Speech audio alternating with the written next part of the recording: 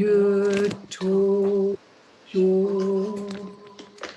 Now, when we do the next prayer, everybody, the next prayer is a very, very important prayer. In fact, when you're looking at the purpose of life and you're looking at the whole introduction to Buddhism, this prayer in English says it all, because it shows that we actually create the causes of happiness. We create the causes of suffering. We can't blame any external things.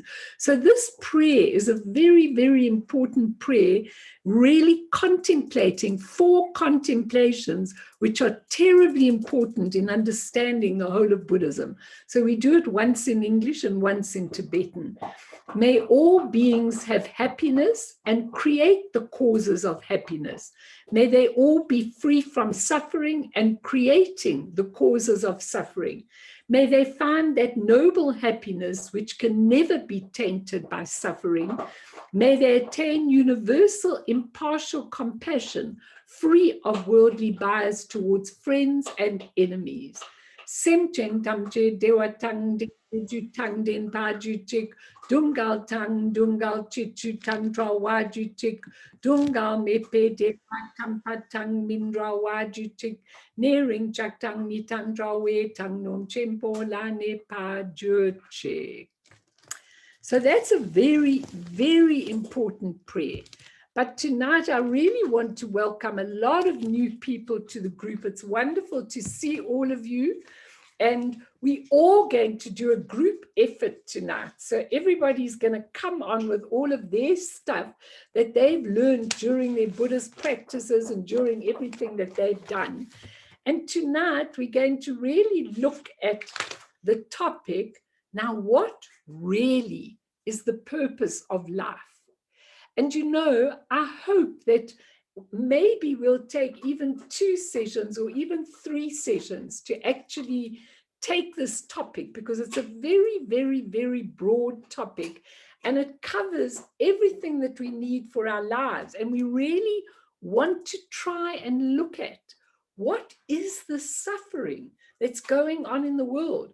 The Buddha actually said, I'm only going to teach about 2 things. He said, I'm teaching about suffering and the end of suffering. And in actual fact, even with positive things, we really suffer a lot.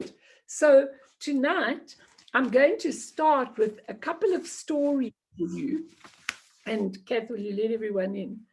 And I really think that if you listen very carefully to the stories, it's very important in terms of what we're trying to do tonight. So the one is called The Hymn of the Pearl Story, and it goes like this.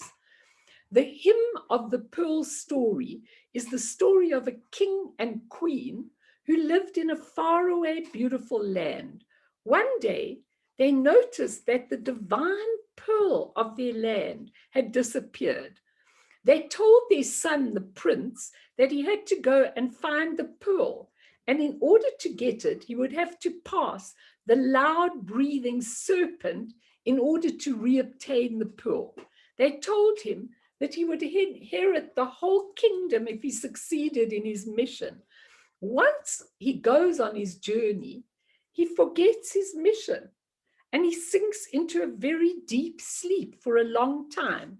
The king and queen become very concerned that he's not returned, and they write him a letter and send it in the form of an eagle, in which they ask him to remember his true origin and purpose. The eagle alights behind the prince and turns into speech. At its voice, the prince arises from his deep sleep and remembers he's the king's son, and he longs for his true nature and home. After a long suffering journey, he lulls the serpent to sleep by chanting the divine names of his divine parents, and he rescues the pearl, returns to his parents, and receives the inheritance of the whole kingdom. He has become the awakened one. Now, this story is a very, very important story, because That's the purpose of our life, to re-enter and become an awakened being.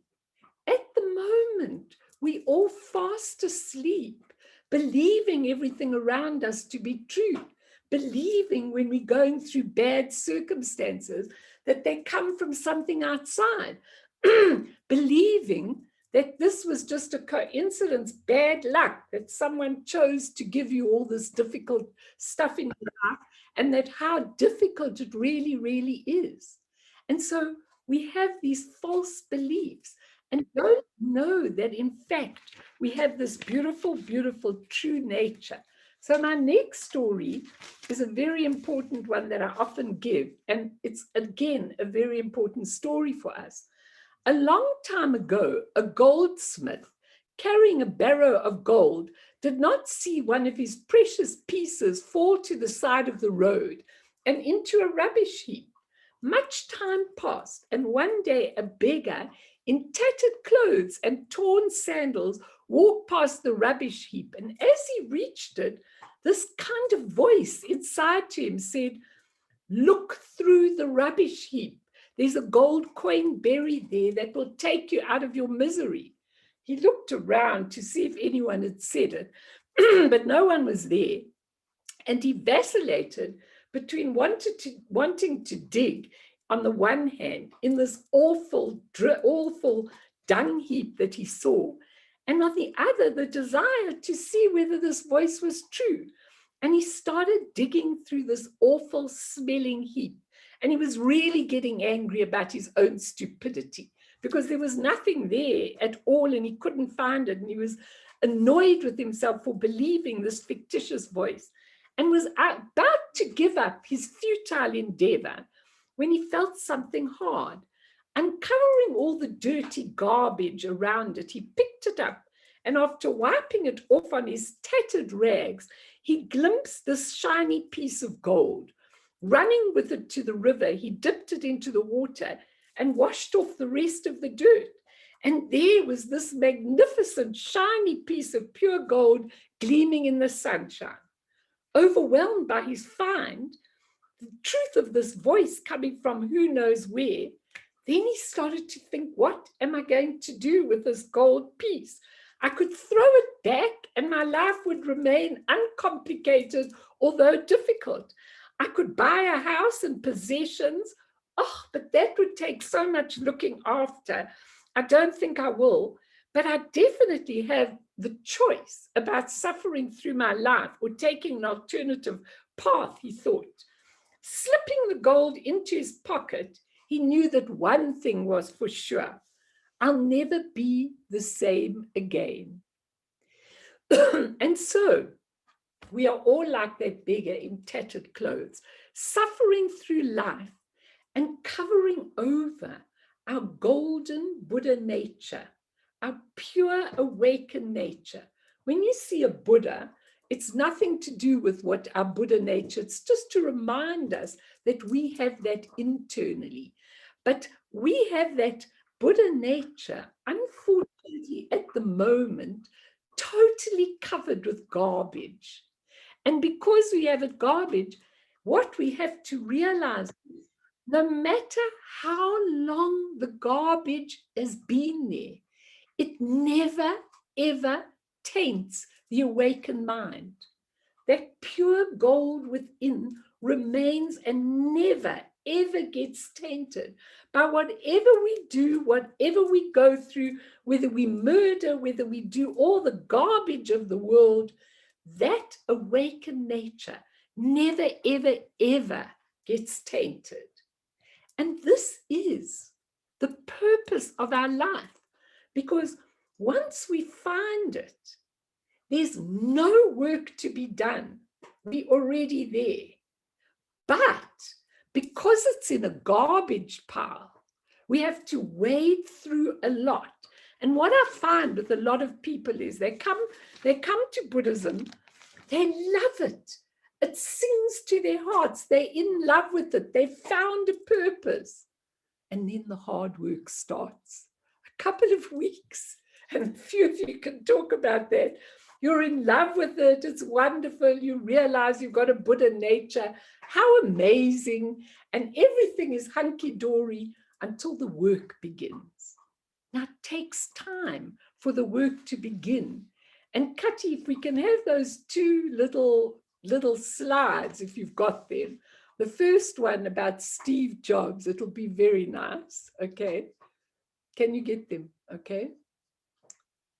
So this cartoon is a very important cartoon because it's when Steve Jobs died and he went to heaven, and the beautiful master at the gates of heaven said, "Hey, it's Steve Jobs. Welcome to the iCloud, buddy. Do you mind if I check you on my iPad?" And then Steve Jobs said, "Cute, look, I'm a Buddhist, all right? All these cartoons are depicting me in heaven. Show some respect and reincarnate me." He goes, "Fine." And the next thing is, he's in a Chinese factory making iPads of all things and making all the technology that he'd already finished in a previous life. Now, that's such an important story. Can we go on to the next one? I'll tell you why in a moment. But the next one, Kati, of the equation that we have in looking at the purpose of our life, okay, sorry, it's a bit skewed, and that's my fault, but we all have this equation in the balance, okay? So much karma on the one hand, and so much left of this embodiment on the other. And somewhere we've got to find a balance between these two, and we've got to find the gold piece within us before we end this life. Otherwise, we absolutely and totally have never going to finish this life. Thanks, Kath. And the one of Steve Jobs is a very important slide, because it means on the wheel of life, one time we're up, one time we're down, just depending on the accumulation of our merit and wisdom. We can be up or we can be down. And actually, it makes no difference. Whether we're a king or a beggar makes no difference. It's what we do with the purpose of life that makes the difference, okay? And it's whether, like the prince, we go on that journey and we find the awakened self. And in order to do it, we have to lull the serpent. The serpent is our negative qualities, okay? Because those negative qualities were never true. They were never tangible, never. So I just want to give you a couple more points and then I'll open it up. So why did the Buddha say, I'm teaching about two things, suffering and the end of suffering? Because when you look around the planet, it's really important to ponder very, very, very deeply what the suffering is all about. And suffering is universal. It's not just to something. If we see people in a cool position, great, having a great life, that's still suffering. Because they're going to, I'll explain in a moment why it's even suffering when you're going through a good thing in life. Doesn't mean you don't enjoy it, but even there's suffering. And also the Buddha taught this because suffering is not a subject over which most people disagree. Most people agree that there is suffering in the world. So it's a universal subject. And Namkhai Norbu, who was a very important Dzogchen master, which is one of the teachings in Buddhism, he said over and over again, if you don't want suffering, research its causes. Research. Research doesn't mean, oh, I've got it in 1 minute. Research means keep looking. Keep seeing things at a deep level, particularly during pandemics. Keep looking, and it troubles me greatly that people haven't looked at all during this pandemic. They only want to get it over with. They haven't researched the causes of it. And we have to, he says, observe ourselves and understand our own real condition and the condition of all phenomena, because all phenomena are not what they seem to be, and neither are we. And it's very important. And then we can begin to know the suffering that we have created. No one outside.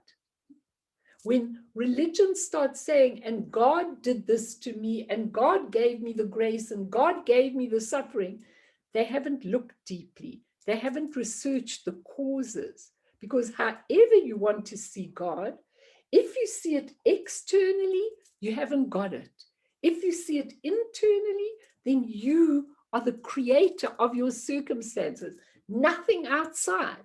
The outside circumstances are secondary compared to what you've created within your own self. And if we look at suffering, suffering is 4 things in this world. And this is where I come to the point where even when you're in a good situation, you're still suffering, because suffering is 4 things. Number 1, suffering is failure to get what we want. Failure to get what we want. 2, suffering is getting what we don't want. 3, suffering is protecting what we have.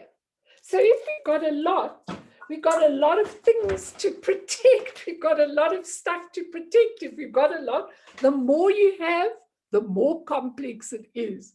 So suffering is protecting what you've got.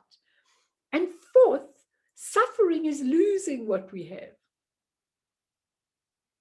So when you look at those 4, it's unbelievable, because this is looking at our true condition. We actually never satisfied for long. And I can tell you, in my long life of 50 years of counseling and 50 years of trying to go on a spiritual path and going up and down and in and out and going to that beautiful India for long periods of time and feel so sad about the situation they're in and what are the causes of the situation they're in, and we are. And so after a long time, I start to really look at our true condition. And so have a lot of you. And many times when I'm with people, I go, but that's not the truth about you. This loss is not the end all and be all. This loss has happened because you really needed to find that piece of gold, that awakened nature inside you. And one of my favorite stories, sorry if you've heard it before, but it's really one of my best stories of actually changing that suffering. It was one of my best stories, but now I don't know where it is. Oh dear. Just give me a moment. When I put all my stories together, there is so much. I don't know where it is. It was here earlier. And if I tell it, it won't be nearly as nice. Okay, I'll come to it just now. I'll come across it in a moment. Don't know what I did with it. Okay, never mind about that. So I think the beautiful celebration of where we've come to in this life and of suffering is that there truly is a way out, a permanent way out, which I'm going to teach you tonight. And when we look at coronavirus, it really makes me extremely sad, because I never thought anything like this would happen in my lifetime. I've never seen anything planetary in my lifetime. When I've looked back at the Spanish flu and things like that, I've seen how much trauma there was, and that medicine wasn't developed and all of that kind of thing. But when I really look at this planet and what has happened with the coronavirus, I think what's happened is that I listened to one of our masters, Tai Situ, giving a talk on coronavirus near the beginning of the pandemic. And I remember him saying, respect this virus. And a lot of people don't respect it. And a lot of people, most people, have looked quite a lot for the physical causes of this virus. But nobody has really started looking and saying there was a mental cause before the physical manifested. There's always a mental cause. Even with illness, there's always a mental cause before the actual physical cause. So where did we go wrong?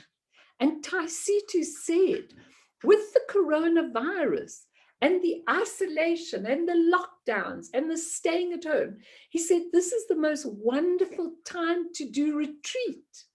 And did people find that? He said, this is the time to find out what we're doing in our lives. This was actually the period. And did people use it? No. We thought our medicine and our science was so evolved, and maybe it is for this period of time, but I'm sure there've been many better times before that. But the bottom line was that we did not look at the cause, the world karma about why we are going through this virus. And that for me makes me think, maybe this isn't the end of the virus. Maybe even if everybody gets vaccinated, there's still more stuff to come, even if it doesn't come in the form of bad pandemics. This is our absolute world planetary karma. We haven't looked after this planet. We haven't respected the planet. We've polluted it. We've put all our own selfish ideas first. So surely, this must be the cause, and surely we need to research this cause. So let me just stop there. Maybe a couple of you really want to say something or comment, please do, or ask anything, and then I'm going to go on to give you what I want. I don't know what happened to my beautiful... Mel, can I ask a question? Of course you can. Who's speaking? Mars. Good, Mars. Me, Marcel. Lovely. Won't you touch on suicide when things become just too much, you know, as you say, you know, like what happens to you with suicide? Oh, sorry, are you talking about suicide now, not when things just become too much? No, when things become too much, you take your life, what happens? Because you just don't want to go through this trauma and the suffering on the earth plane anymore. Okay, and I really understand. I really have great empathy and compassion for people who take their lives. However, when we meditate just now, I'm going to, if we look at the circumstances of our life, okay, we think, oh my goodness, look what I'm going through, look what I'm suffering, this is just too much for me. And a lot of people sitting here tonight have been through tremendous suffering and pain, tremendous loss of children, loss of all sorts of traumatic things. And I know a lot of you sitting here have been through that. But you know what? If you really research, nothing is too much. It may feel like it's too much, but that is because we haven't uncovered the gold. Because if you look at the circumstances of your life, they are perfect for you. They are perfect opportunities, open portal to unity with your true nature. They are perfect opportunities. The deeper, the more traumatic, the more they actually descend upon you, the more perfect they are. Because it's almost like sometimes we just go on and on, creating the causes of suffering. And I think the mercy of the universe is to actually remove the carpet from under your feet. I watch people going through loss until they absolutely haven't got anything anymore. And it's at that point, and for the last 50 years, I've been dealing with bereavement and tragic bereavements, okay? And when I look at the people bereaved, they're bereft. Everything's been taken away from them. And at that moment, if they were to deeply research the causes or hang on to somebody that can help them to deeply research the causes, they wouldn't take their life. Because taking your life only means cutting it short. And I'm sorry if I'm hurting anybody sitting here who may have had someone to suicide and may be looking at it. But when you cut your life straight back, catapulting, and more suffering for the simple reason that you've left so many people in pain and dire straits and all of that kind of thing. You've left them like that. So now you've even got more stuff on your plate, and that catapults you into the next incarnation and more suffering. So actually, if you're going through a lot of suffering and you're looking for the purpose, stop. Because what is absolutely for sure for me is that any single person that is going through immense pain, all you've got to do is shout out once, please, somebody help me. It's the most amazing thing. Sometimes I've been in I remember once I was in a supermarket queue, and the girl in front of me, okay, had probably shouted out, send someone to help me, okay. I'm in the supermarket queue. She turns around to me, it's a long queue, and starts telling me her whole life story, you know, and it was really full of tragedy. And of course, I'm not going to counsel her in the shop, but I said a couple of things to her, which she said, yeah, that's true. That's true. And there we were, just waiting to pay our way in the supermarket. And there was me sitting there. Or like I always tell you, my favorite story is when I was at a wedding once, and somebody was piling the desserts onto her plate. And I was actually looking at her piling the desserts onto her plate and thinking, I admire you for doing that, because I only take a little bit in my plate, and she was piling it up. And I was just watching her, actually totally amused. And she turned to me like this and said, you only live once. And so I wasn't going to give her a lecture there. All I answered her was, I said, oh, do you? She said, wow, how many times do you think you live? I said, never mind, enjoy your dessert. But all I said was, do you? And that was enough to wake her up. So Marcel, when you take your life, it causes so much suffering to so many people that are left behind, that now you've got all of that stuff, plus what you've left behind, and all the chaos you've left behind, and the people that are so sad, and it really causes terrible disruption. So it's really like you've taken a golden opportunity, and you've done it when you were the creator of the causes in the first place. So it's a very interesting thing. Really, it is. Anyone else want to comment? Yeah, Mel, if I can just say something. I think some of what you've said in the last couple of days, thinking a lot, I think we've got a tendency to disempower ourselves by blaming everybody else. So by expecting your government to do stuff, by expecting your and I think I'm seeing it more and more with youngsters who have settled into a blame culture of everything is everyone else's fault. Everyone, and it's not, I'm generalizing, I'm hugely, but there is and I'm including myself. The tendency is that everything that happens to us must be attributed to everybody else. And then obviously you also, as you say, you torment yourself looking for reasons, when actually that's not really the important point. The reason for it, and I've seen, your point of it didn't make sense to me when you said it, of suffering even though you're doing well. I've been quite fortunate to have quite wealthy clients who build houses and lodges and things.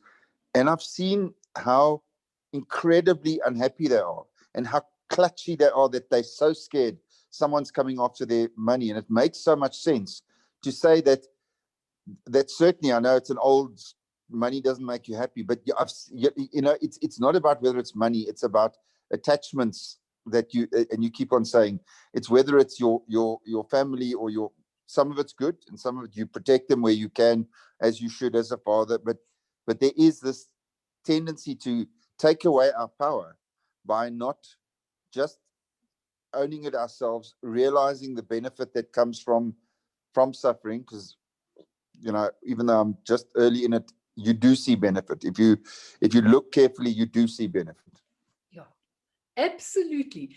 And you see, that's why Namkhai Nobu said, research the causes. He didn't say look for the causes. He said research the causes, because research means when we're researching something, we look deeper, we look into that dung pile, deeper and deeper and deeper until we find the reason.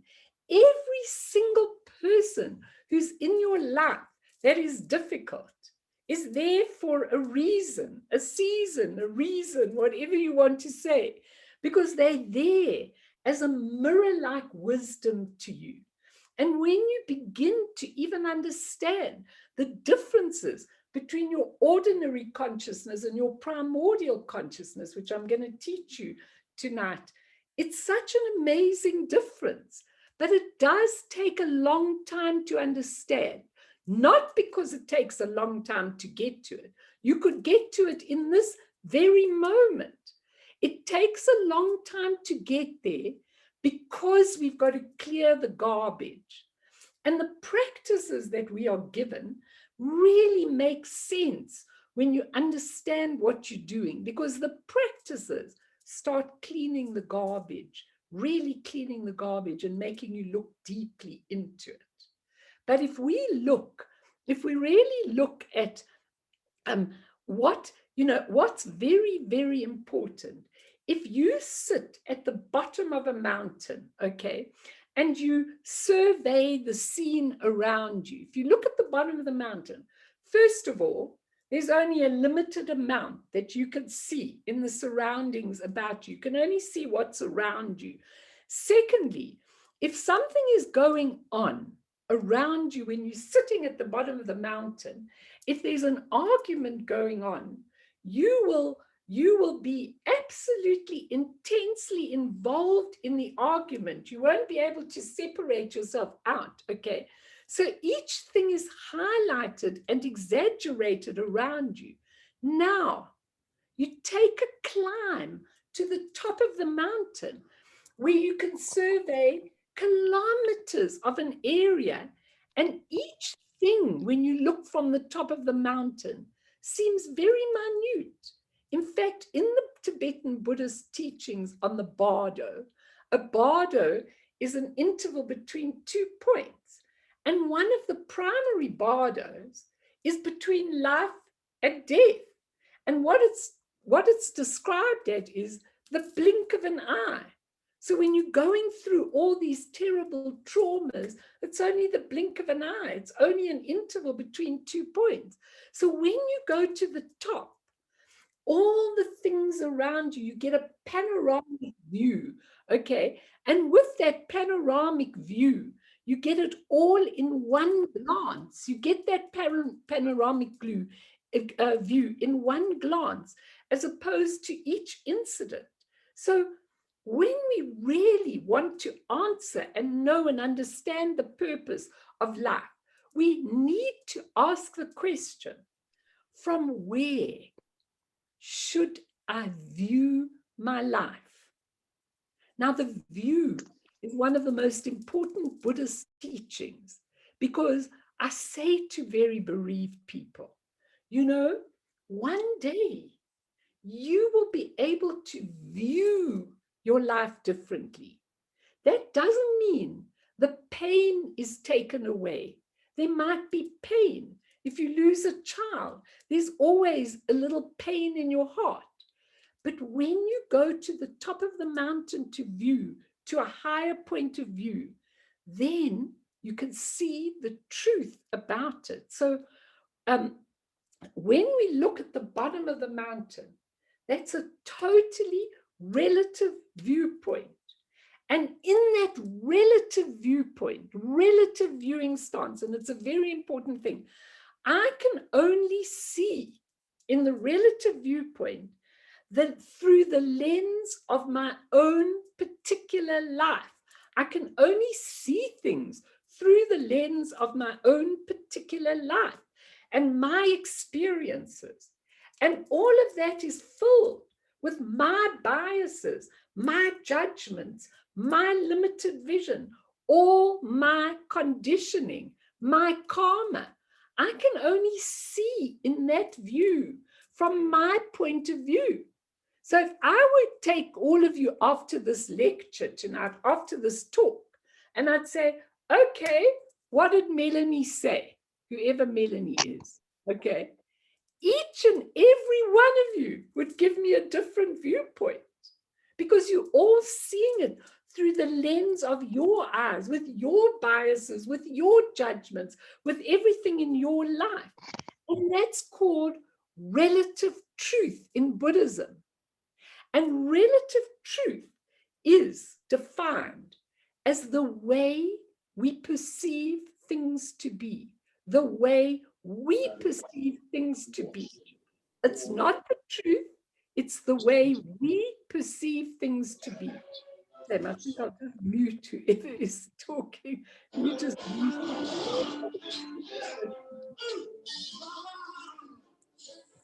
Otherwise, we're going to have all your noises and all mine. If you want to talk, just unmute yourselves, everybody, so that we can talk. But we don't have to hear all the noises from everybody's houses.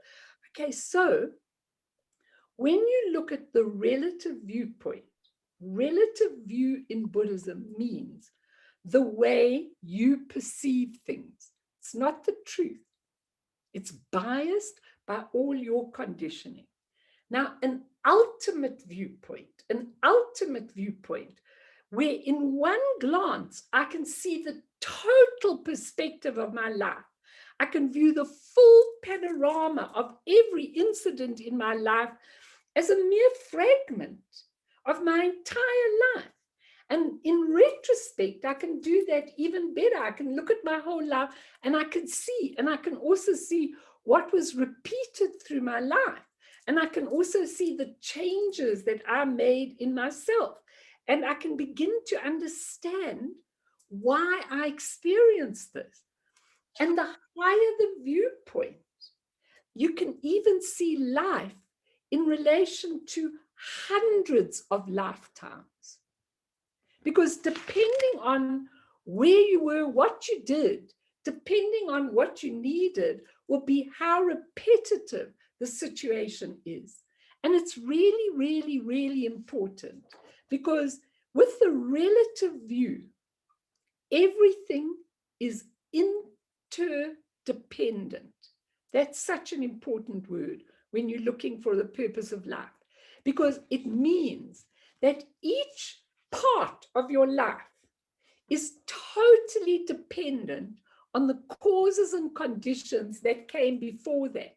Nothing is solid, everything is constantly changing, and we created these conditions ourselves, and we can now create new conditions.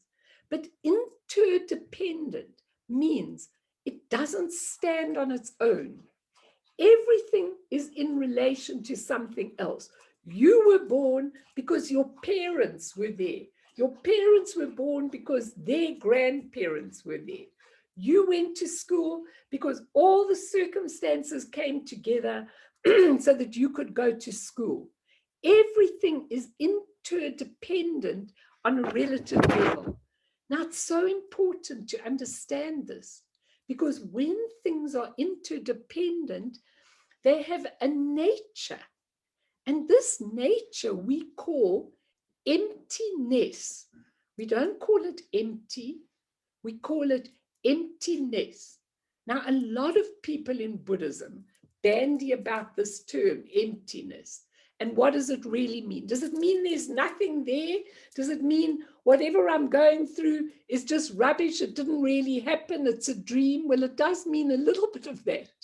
But what it really means is there's something there, but it's empty of an independent, separate existence. So whatever pain you're going through is interdependent. You went through that pain because you had a child.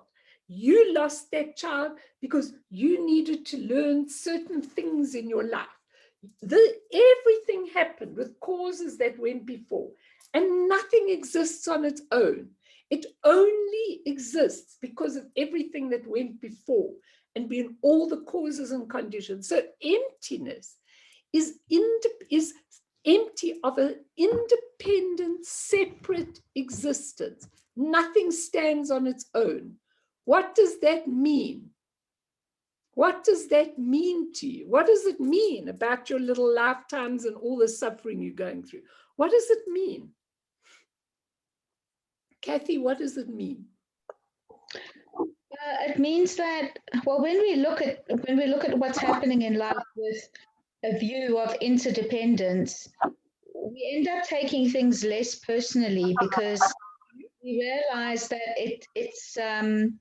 it's not really all about us or everything that we did, but it was who we were or what we were part of in previous incarnations, previous lifetimes, and that's why this is happening now.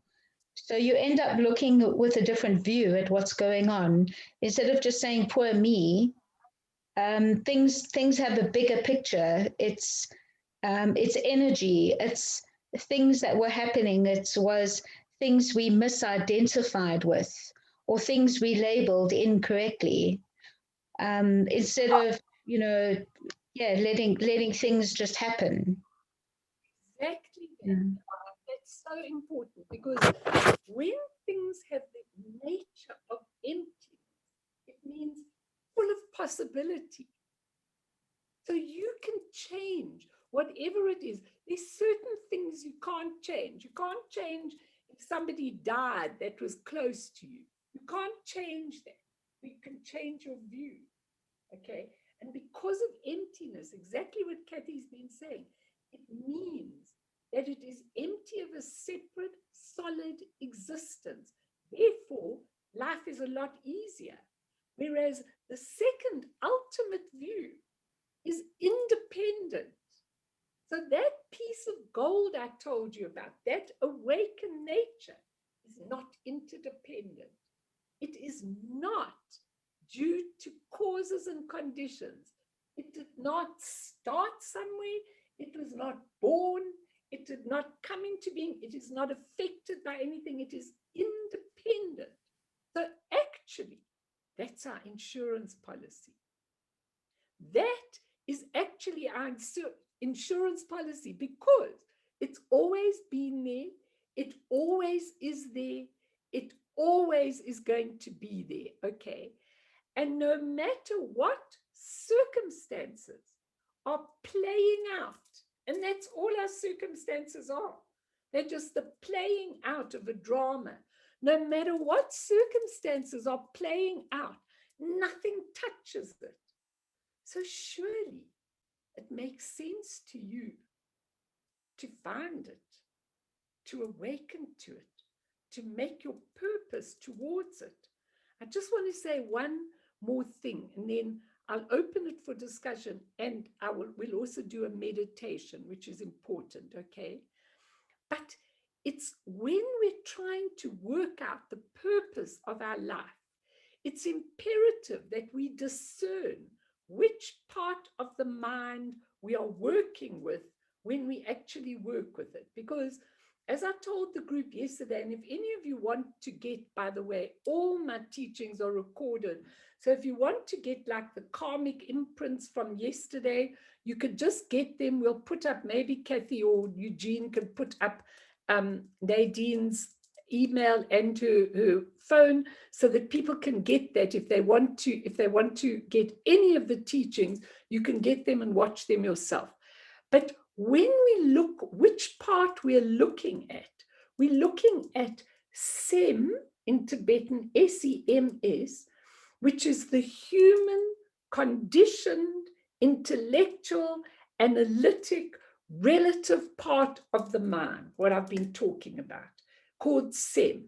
And SEM Ni is your nature of mind, which is always there, which is spacious, emptiness, awareness, knowing, luminosity, clarity, can view things in one glass, fully understand and be aware, no matter what the circumstances, are never affected by anything.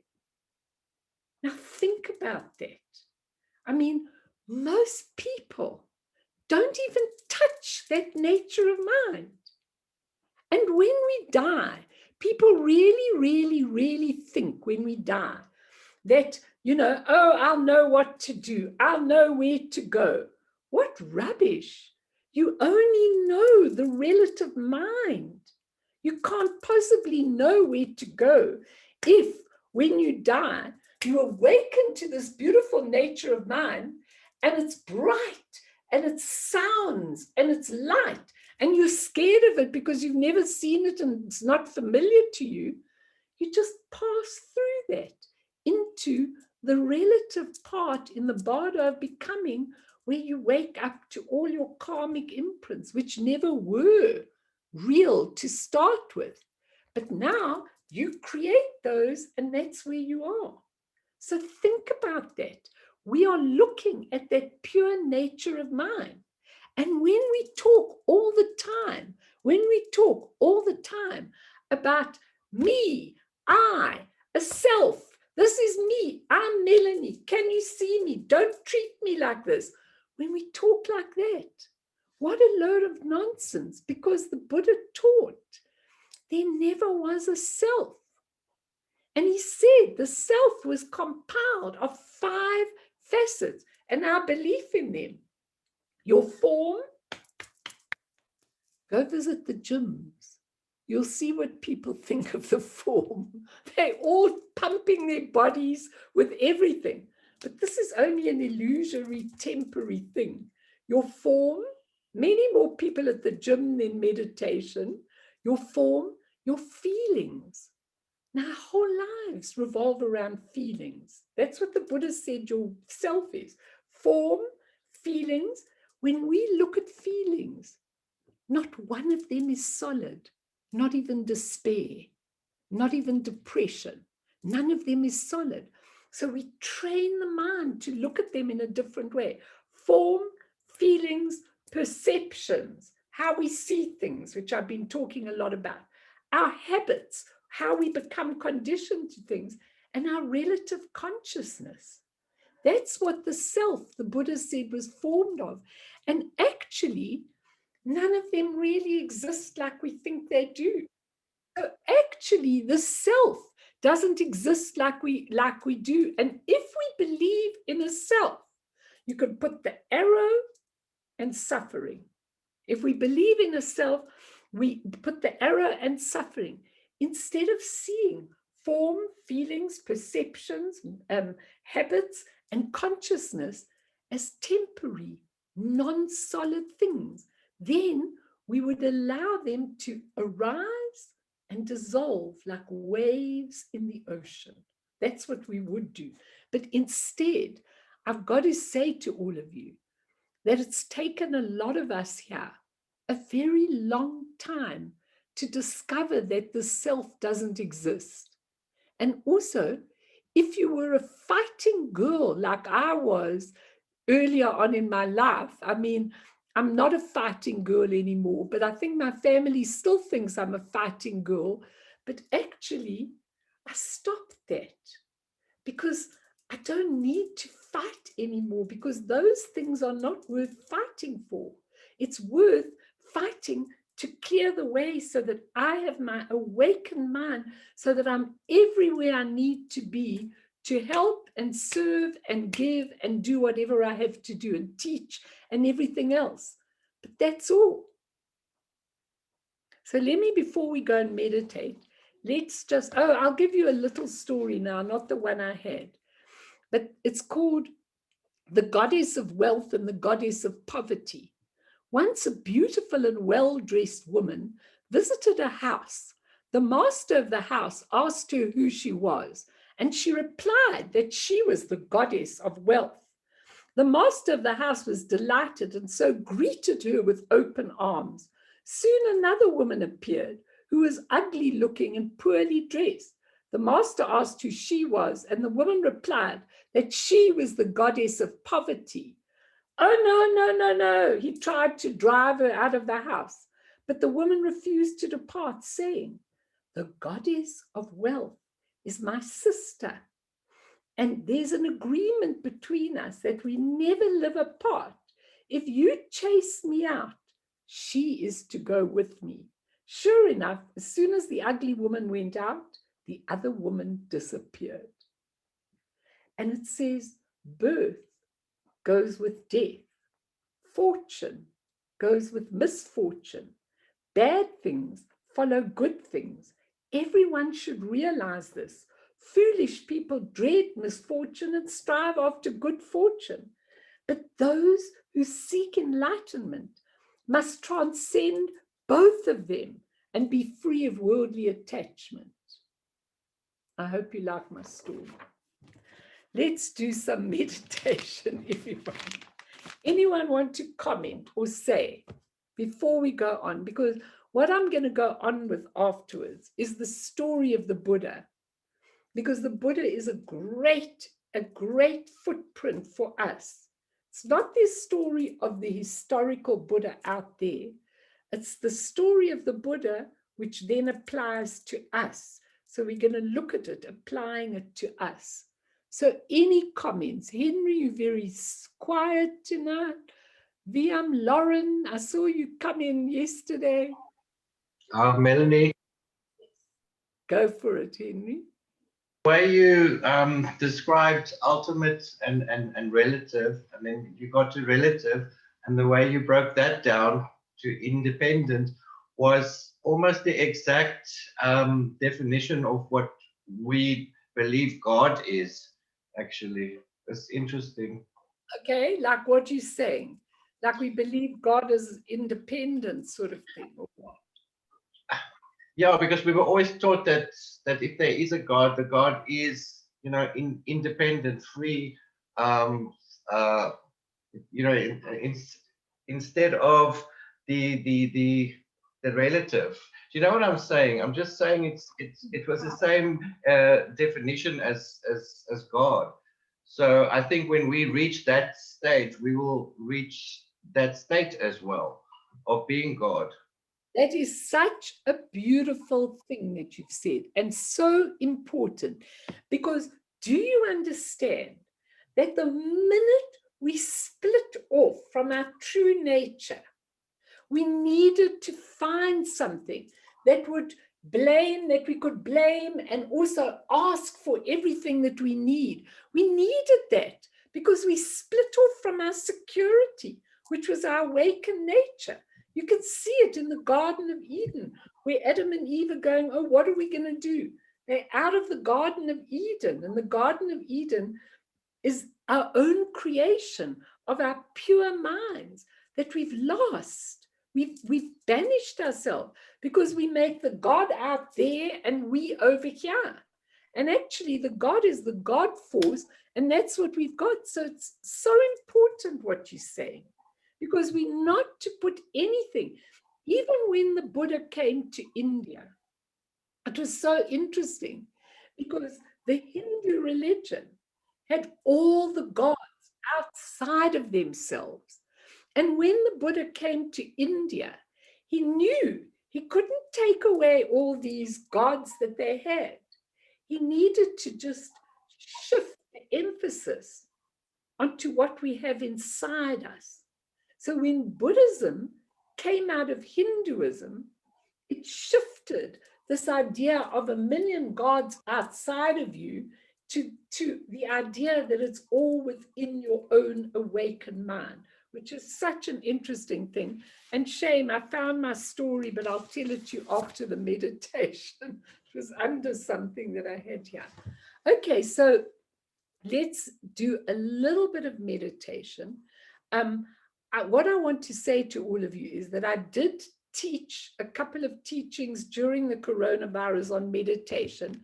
So if you want to get the teachings, you just write to Nadine and ask her to give you the teachings on meditation. And, you know, really, you'll get that, you'll get all the details. Tonight, we'll just have a little bit of calm abiding. So I want you to just check your posture, which is really very important.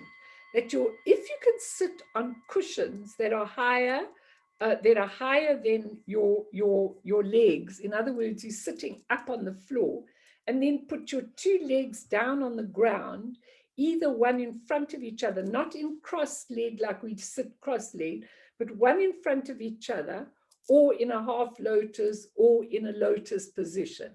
But if you can sit on a cushion, then it's easy to get your knees down and your shoulders are back and your spinal column is straight. It's important. Why?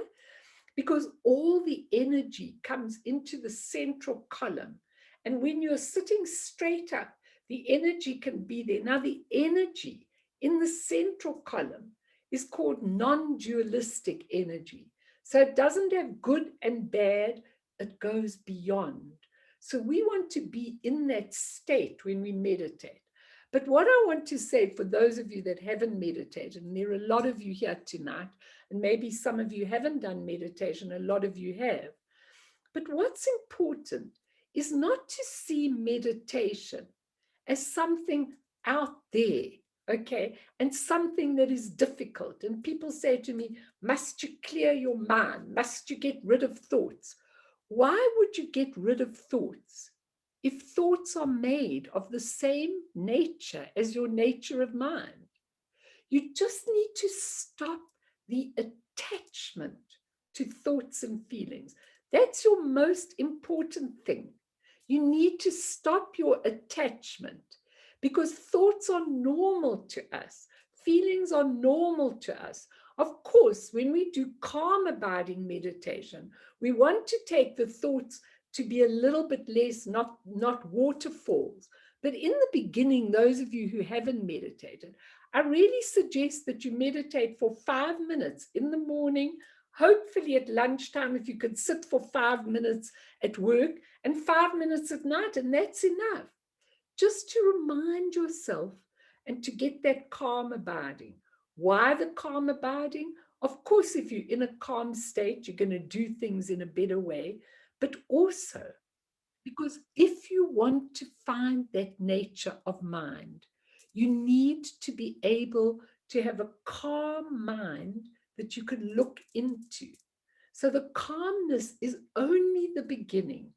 Then after that, you're going to look into it and start discovering the most amazing things about your mind, all those internal things.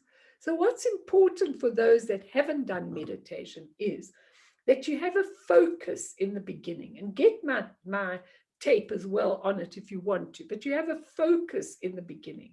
And the easiest focus is your breath, okay? That's the easiest focus to have, is the breath.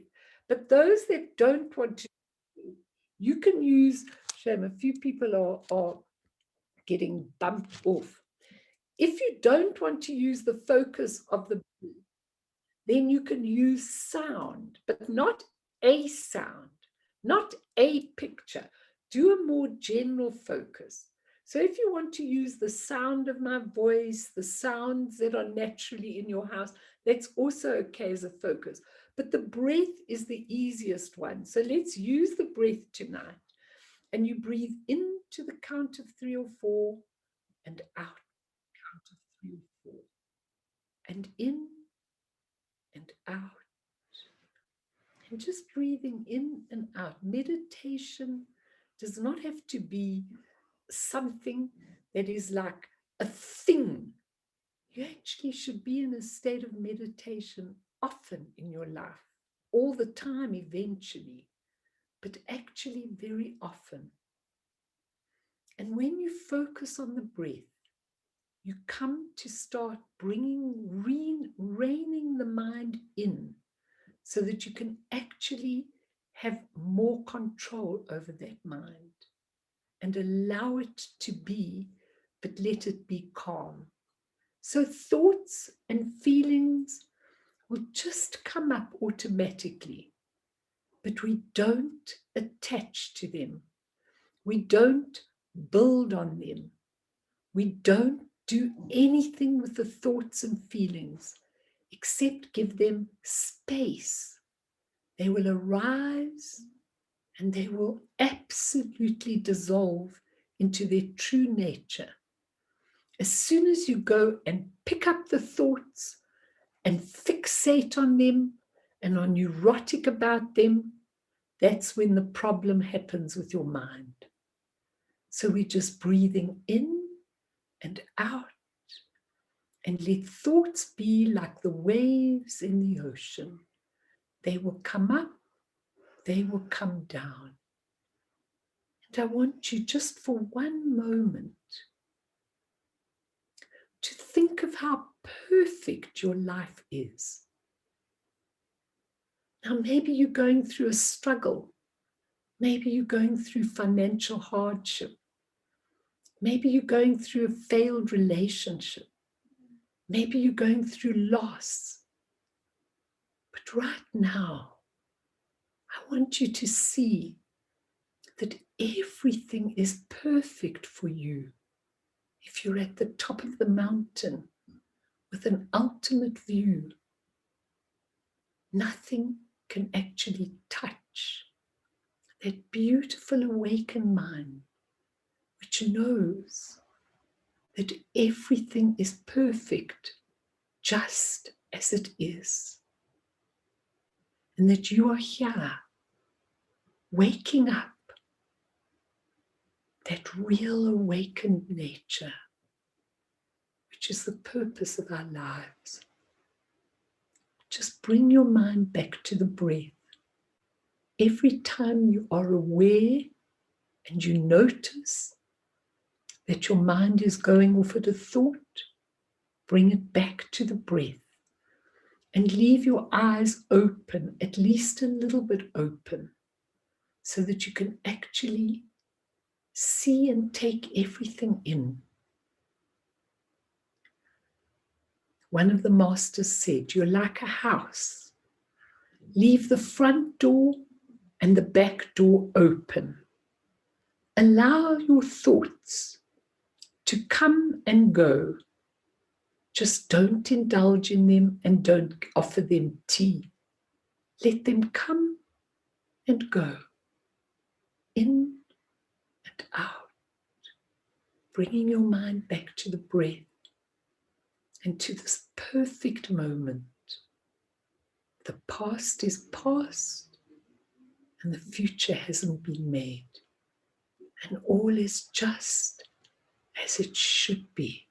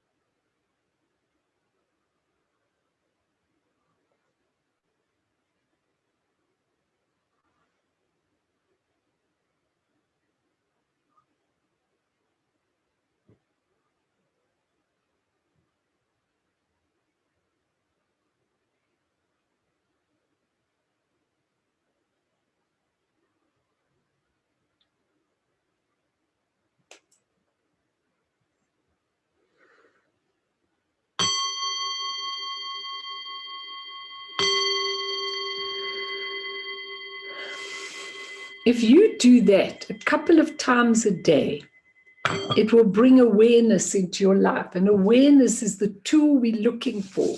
So let me give you that quick story, which I found now. And then we'll go on quickly to Buddha Shakyamuni, and we'll start, and then you can ask. One day, a poor boy who was selling goods from door to pay his way through school found he had only one thin dime left and he was hungry. He decided he would ask for a meal at the next house. However, he lost his nerve when a lovely young woman opened the door. Instead of a meal, he asked for a drink of water. She thought he looked hungry, so she brought him a large glass of milk. He drank it so slowly and then asked, "How much do I owe you?" "You don't owe me anything," she replied. "Mother has taught us never to accept pay for a kindness." He said, "Then I thank you from my heart." As Howard Kelly left that house, he not only felt stronger physically, but his faith was strong. He'd been ready to give up and quit.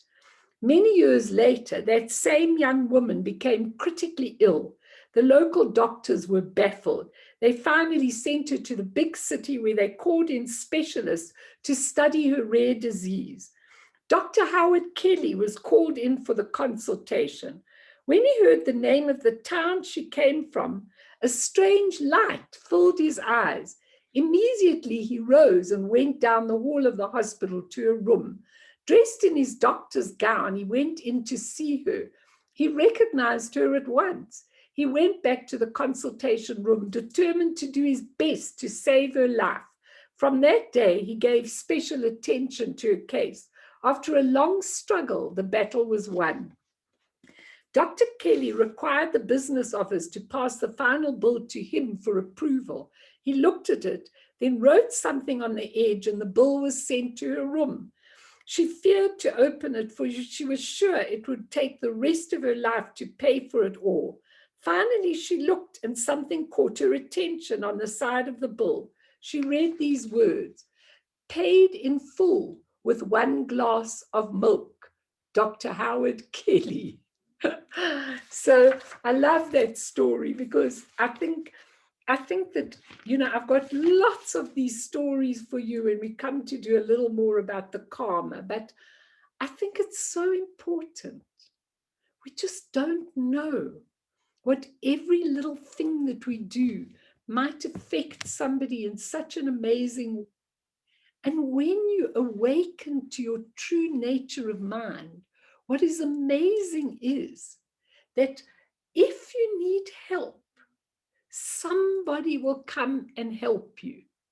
Whether you're in a prison, wherever you are, there will always be someone. You may not recognize that someone came to help you, but there will always be someone.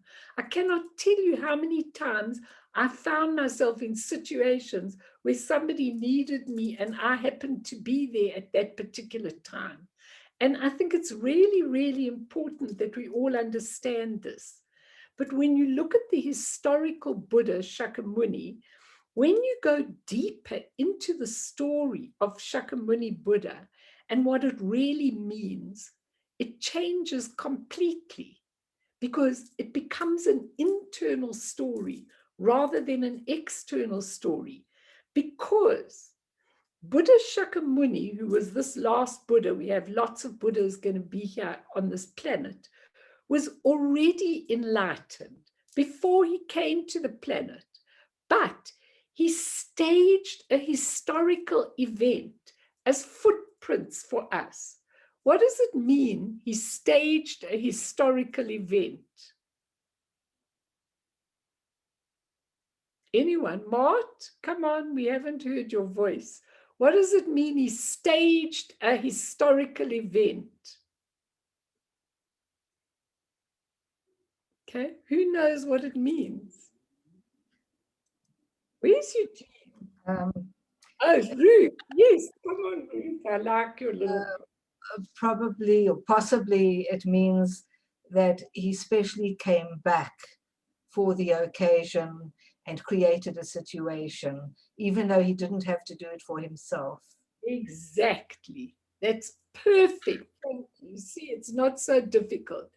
When you stage a historical event, these masters are amazing because I want to be like them, which is possible for all of us, because I can help one person at a time or a little group at a time. They help millions by emanations of their body. Now, it's so emanations, different emanations for different people and whatever those people needed. So they stage many, many emanations. But Buddha Shakyamuni took on a real physical birth so that we could have those footprints and so that we could identify with it.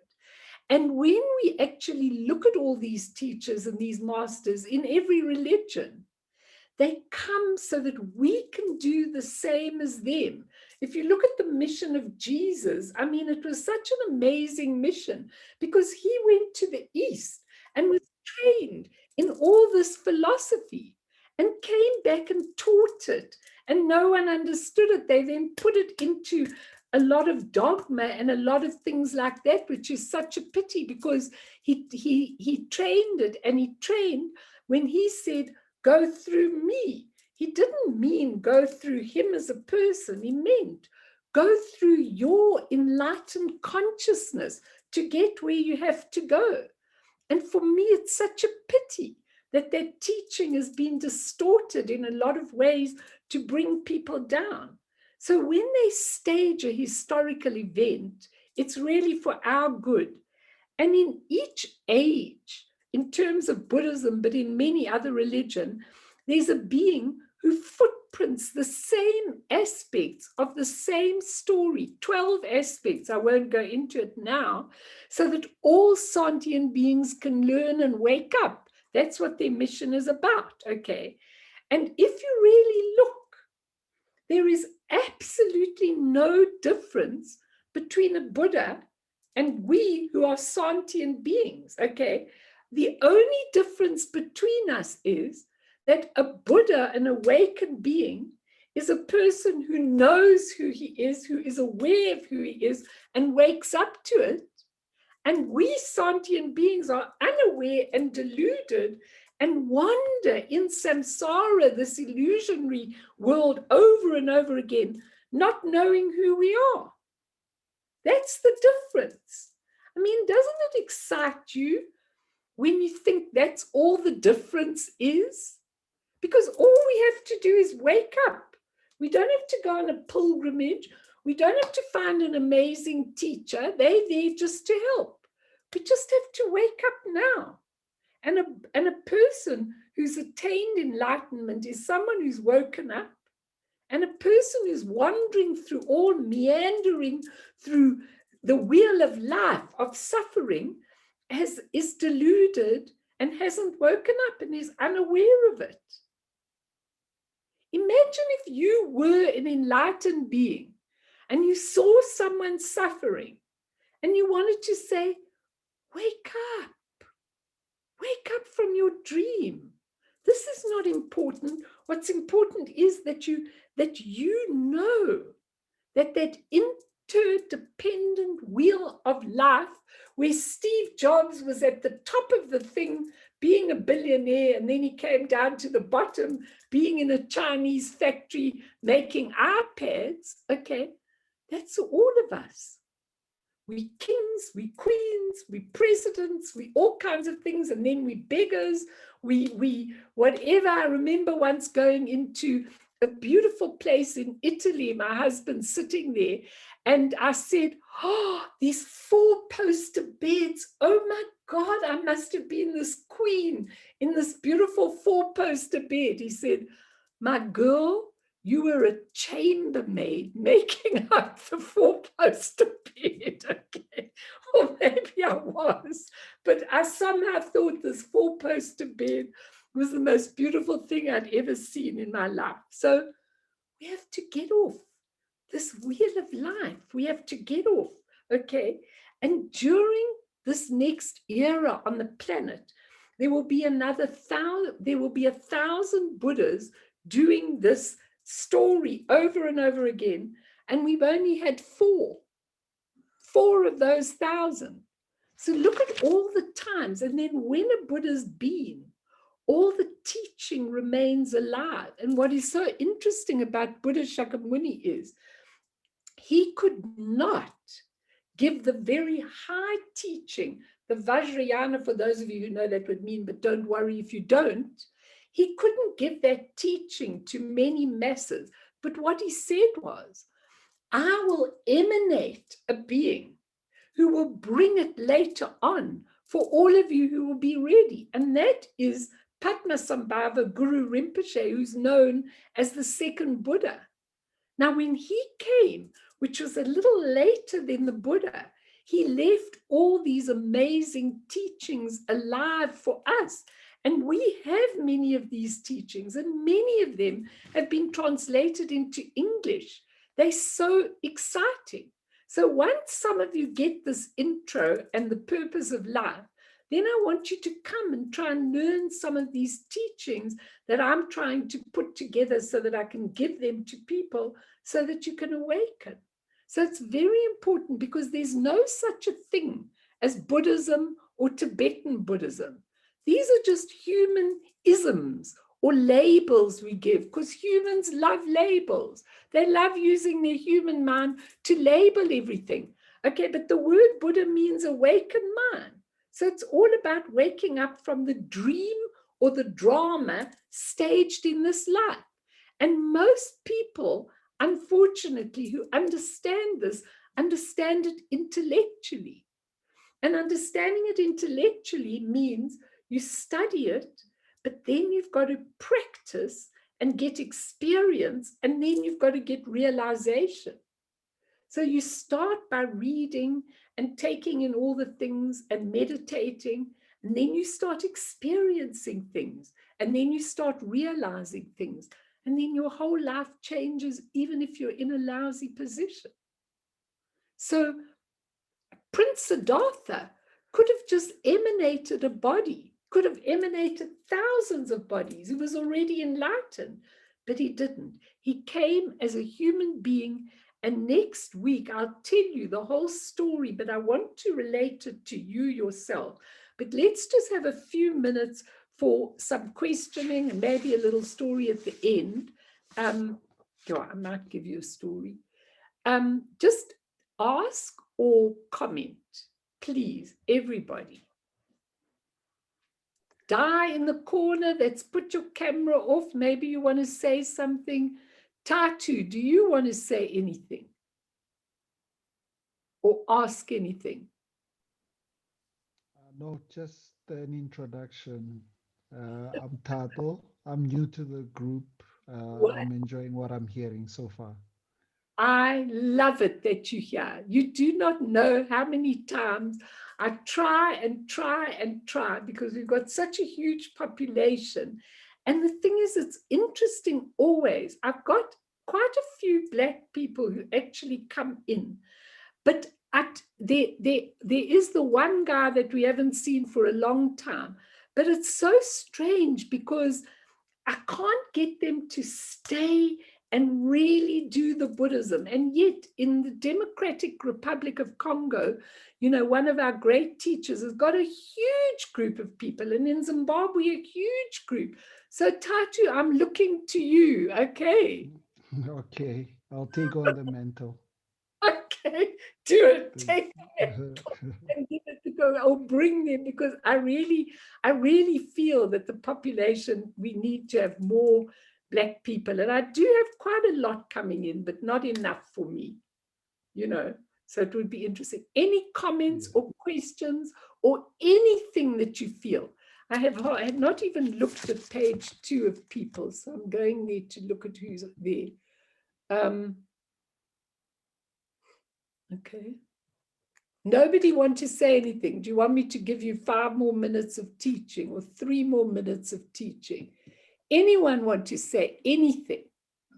Mel, I just want to ask about the purpose of life and relating that to our Buddhist path, because so as you go ahead on the path, your purpose and living out your purpose, you have to be kind of careful you're not living out your ego, because that's a very fine line. It gets a bit tricky, because you might end up, because we're trying to reduce self-clinging and living our purpose.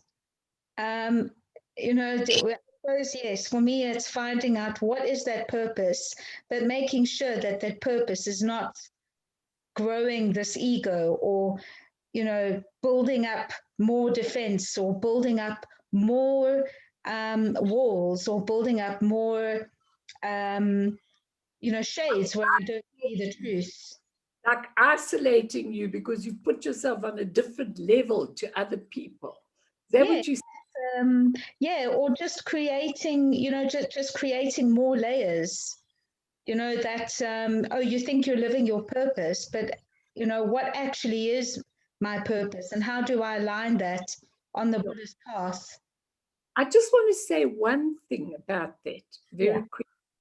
And that is that it's really, really interesting, because when you can see the difference between somebody who is an intellectual Buddhist, okay, in other words, they've done a lot of studies and everything, but they haven't integrated it in, and somebody who's really taken the teachings to heart and really, really, really understands them. Now, you know, if you are with somebody who really understands the teachings, you've got to feel their light. Okay, there's no doubt. You've got to feel that beautiful compassion, that beautiful caring, that beautiful, you know, I'll do what you need of me, whatever you need of me. And I can tell you, my wonderful example is always when Ekong Rinpoche came to visit at my house. I wondered how the populations in Norwood ever knew that he was coming on a private visit to my house. But when he came to us in this house, the streets were lined with people, Kathy. Okay, they all came to get blessings. Now, what did they know about him? But his light was there. They could feel it, and they all gathered in the street. It's such an amazing thing. When you go to these masters, wherever they are, people come to them because they feel it. And that's the difference between an intellectual pathway, which is based on your ego. If at any point, anybody who does Buddhism sees themselves as higher than anyone else, then they've missed the wisdom of equality, which means we all have Buddha nature. And so I think it's very important to always question yourself. I know that if I make an egocentric statement during my teaching at any point, I will be hit straight away. It'll be almost instant karma. I'll get into my bed and I will feel terrible for the whole night. I can't do it anymore. If I can't feel that spontaneous coming through you of that Buddha nature, then there's no point to anything anymore. And I think that's how you know with the light that you get that you're not on an ego path. But what I'd like to do next time, if all of you can be kind enough to come back, I'd like to give you the story, and then I'd like to give you some of the basic teaching that Buddha gave on suffering and how it actually works. And I'd like to give you one or two other things, maybe even a little bit on death and dying and a little bit on meditation and stuff like that, just so that we get the full purpose of what we're doing. And I think from there, people will have a good basis, and then you can come to the teachings if they're a little more advanced after that. Would that be okay for everybody? Is everyone okay today? Did you all understand? Is there anything anyone didn't understand? Were my older people who've been a long time bored with this teaching? Okay, great. That's good.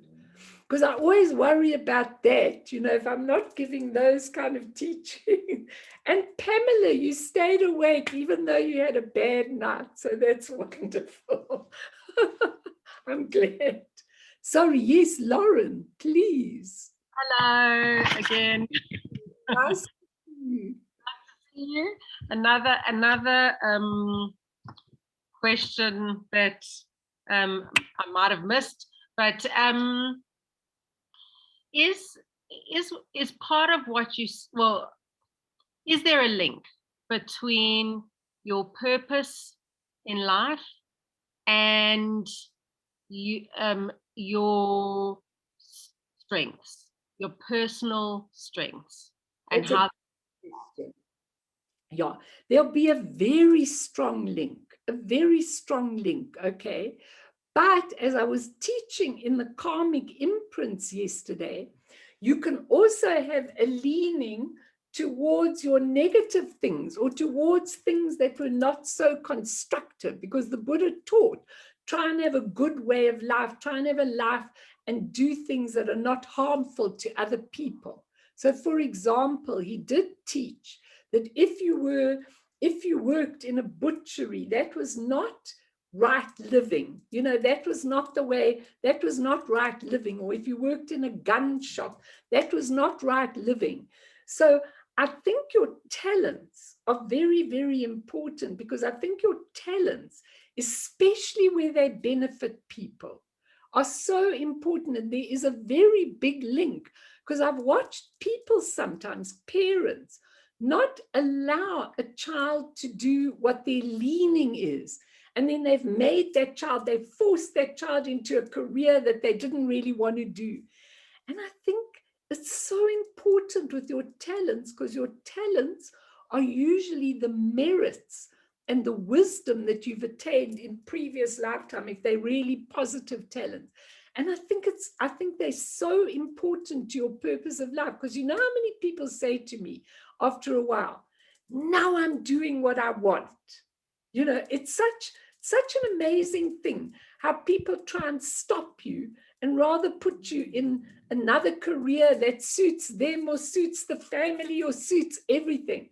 And it's such a pity, because your talents are definitely your purpose in life. And if you are an artist or a musician, I just remember the other day looking at that video of Isaac Stern, or was it Yitzhak Perlman, or one of them, whose grandson was 3 years old.